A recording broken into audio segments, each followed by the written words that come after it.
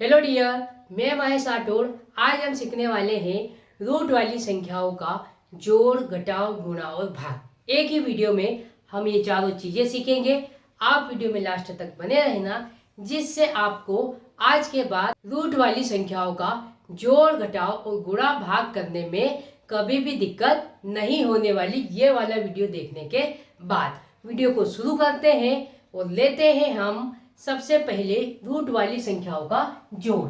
तो हम यहाँ पर 3 क्वेश्चन लिया है, तो पहले क्वेश्चन को हम हल करेंगे। पहला क्वेश्चन है √3 + √3, इसको जोड़ने पर क्या होगा। अब देखो यहाँ पर √3 और √3 जुड़ के √6 नहीं होगा। यहाँ पर हम इसको पढ़ेंगे 1 √3 और इसको भी पढ़ेंगे 1 √3। इसके आगे कुछ नहीं है, तो वहां पर क्या लेंगे, हम 1 लेंगे। अब ये 1 और 1 जुड़ जाएगा तो कितना हो जाएगा 2, और दोनों जगह √3 है तो उसको हम एक बार √3 लिख देंगे। तो इसको जोड़ेंगे तो क्या हो जाएगा 1 √3 + 1 √3 बराबर 2 √3 हो जाएगा। आपको समझ में आया होगा। लेते हैं दूसरा क्वेश्चन। दूसरा क्वेश्चन है 2 √5 + 3 √5 है, तो इसको कैसे जोड़ना है। 2 और 3 को जोड़ देंगे, कितना हो जाएगा 5, और यहाँ पर भी √5 है, यहाँ पर भी √5 है, तो यहाँ पर क्या लिख देंगे √5 लिख देंगे।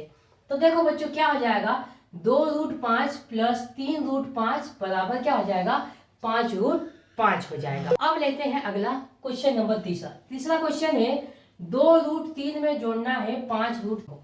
तो ध्यान रखना बच्चों, संख्याएं रूट वाली तभी जुड़ती है जब रूट में जो मान हो वो क्या हो, बराबर हो, तभी जुड़ेगा। ये बात आपको ध्यान रखना है। यहाँ पर जो रूट में संख्या है वो बराबर नहीं है, तो इसका जोड़ इतना ही होगा। तो इसको जोड़ेंगे तो क्या आ जाएगा 2 √3 + 5 √7। इसको हम और आगे नहीं जोड़ सकते हैं, क्योंकि यहाँ पर रूट वाली संख्याएं समान नहीं है। आपको समझ में आया होगा। अब देखते हैं बच्चों रूट वाली संख्याओं का घटाव कैसे करते हैं। यहाँ पर भी हमने घटाव के 3 क्वेश्चन लिए हैं।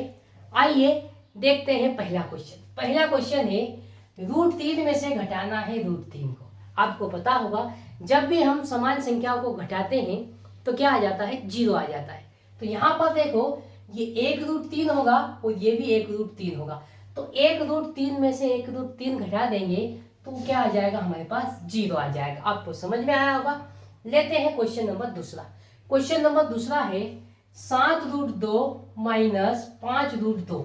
यहाँ पर देखो रूट में संख्याएं क्या है, बराबर है तो ही घटता है, ये बात आपको ध्यान रखना है।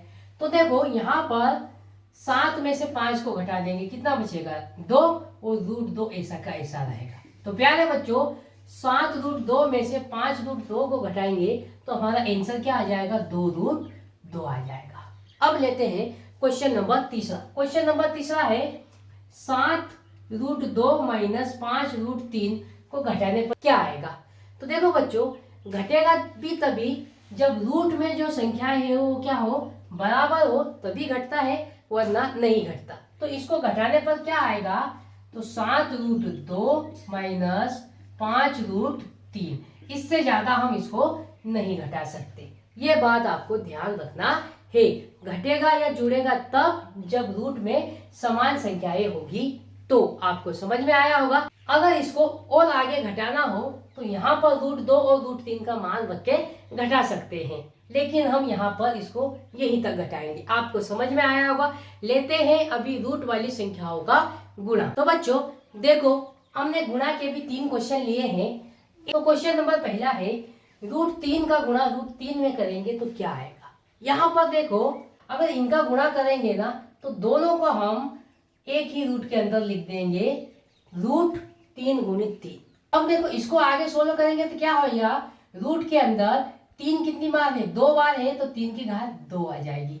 फिर क्या करेंगे हम, ये जो घात है ना इससे ये रूट कट जाता है, तो इसको सोल्व करने पर कितना आएगा, आंसर हमारा 3 आएगा। तो प्यारे बच्चों √3 में √3 का गुणा करने पर क्या आएगा, 3 आएगा। एक आप ऐसे भी ध्यान रख सकते हो, अगर रूट के अंदर समान संख्या हो उनका गुणा करना है तो रूट हट जाता है। तो जैसे √3 में √3 का गुणा करेंगे तो 3 आ जाएगा। उसी प्रकार √5 में √5 का गुणा करेंगे तो 5 आ जाएगा। √9 में √9 का गुणा करेंगे तो 9 आ जाएगा। ये बात आपको ध्यान रखनी है। अब दूसरा क्वेश्चन देखो, 5√2 गुणित 2√2 इनका गुणा करना है। तो हम सिंपल क्या करेंगे, ये जो रूट के आगे वाली संख्या इनका गुणा करेंगे, 5 दूनी 10, तो यहाँ पर करेंगे। फिर क्या करेंगे, ये रूट वाली संख्याओं का गुणा कर लेंगे। तो √2 का गुणा √2 में होगा तो क्या आ जाएगा, 2 आ जाएगा। ये पिछले क्वेश्चन में हमने समझा है। फिर 10 गुणित 2 करेंगे, कितना आ जाएगा, 20 आ जाएगा। तो प्यारे बच्चों, इनका गुणा करने पर हमारा आंसर कितना आ जाएगा, 20 आ जाएगा। अब लेते हैं अगला क्वेश्चन। अगला क्वेश्चन है 3√7 गुणित 2√5, इनका गुणा करना है। तो हम क्या करेंगे, इन दोनों का गुणा कर लेंगे। तो कितना आ जाएगा, 3 दूनी 6, उसको यहाँ पर लिख देंगे। अब उसके बाद देखो, √7 और √5 का गुणा करेंगे। तो इनका गुणा कैसे होगा, तो यहाँ पर रूट में समान संख्याएं तो है नहीं, तो इनका गुणा होगा रूट के अंदर 7 गुणित 5। तो इनका आपस में गुणा कर लेंगे तो 6√7 35 आ जाएगा। अगर ये रूट के बाहर निकलता है तो निकाल लेंगे, और अगर नहीं निकलता तो उसको उसी प्रकार रहने देंगे। तो प्यारे बच्चों, इन दोनों का आपस में गुणा करने पर क्या आएगा आंसर, 6√35। आपको समझ में आया होगा।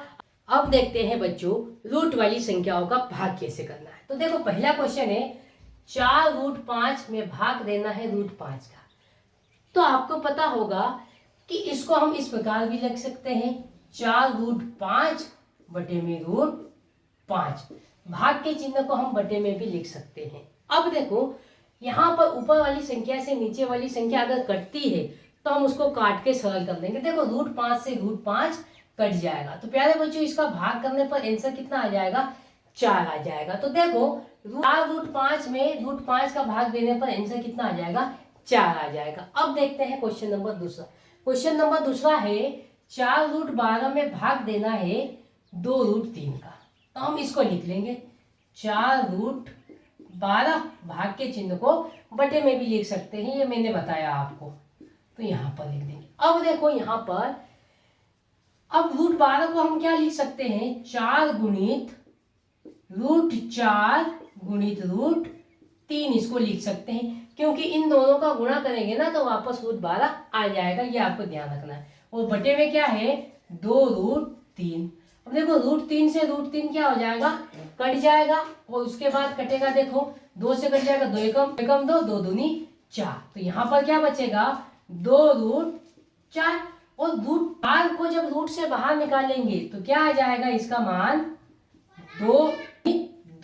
√4 का मान कितना आता है, 2, और इन दोनों का गुणा करेंगे तो 4 आ जाएगा। तो प्यारे बच्चों, 4√12 में भाग देंगे 2√3 का, तो हमारा आंसर कितना आ जाएगा, 4 आ जाएगा। अब क्वेश्चन नंबर तीसरा देखते हैं। क्या है, √7 में भाग देना है √3 का। तो हम इसको इस प्रकार लिख देंगे, √7 बटे √3। अब देखो बच्चों, इसको हम और आगे भाग नहीं दे सकते, क्योंकि ये 7 3 से कटेगा नहीं। तो इसको हम एक साथ लिख सकते हैं, रूट के अंदर √7 बटे में 3। ये हमारा क्या हो जाएगा, आंसर हो जाएगा। तो प्यारे बच्चों, इस प्रकार हम रूट वाली संख्याओं का जोड़, घटाव, गुणा और भाग बड़े ही आसान तरीके से हल कर सकते हैं।